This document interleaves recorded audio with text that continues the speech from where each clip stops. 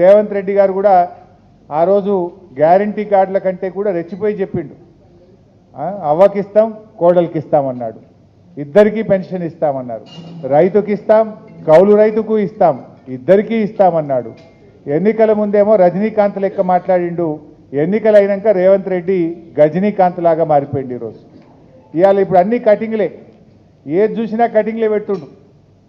ఎట్లా ఉందంటే chief minister అంటే చీఫ్ మినిస్టర్ రేవంత్ రెడ్డి కాదినా, cutting minister, cutting master Revanth Reddy అయిపోయింది. ఈయన చీఫ్ మినిస్టర్ రేవంత్ రెడ్డి కాదు, కటింగ్ మాస్టర్ రేవంత్ రెడ్డి. రెండు రకాల కటింగ్లు. ఒకటేమో కేసీఆర్ గారు ప్రభుత్వం ప్రారంభించిన మంచి పనులు, బీఆర్ఎస్ ప్రభుత్వం చేపట్టినటువంటి కార్యక్రమాలకు, భవనాలకు కానీ, ఆసుపత్రులకు కానీ, స్కూళ్ళకు కానీ, కాలేజీలకు కానీ, ఫ్లైఓవర్లకు కానీ, బ్రిడ్జిలకు కానీ, ఎస్టీపీలకు కానీ రిబ్బన్ కటింగ్ చేస్తుండిపోయి. ఒకటేమో రిబ్బన్ కటింగ్, ఇంకోటేమో కేసీఆర్ గారు ప్రారంభించిన మంచి పథకాలు ఉంటే వాటిలో కటింగ్ పెట్టుడు.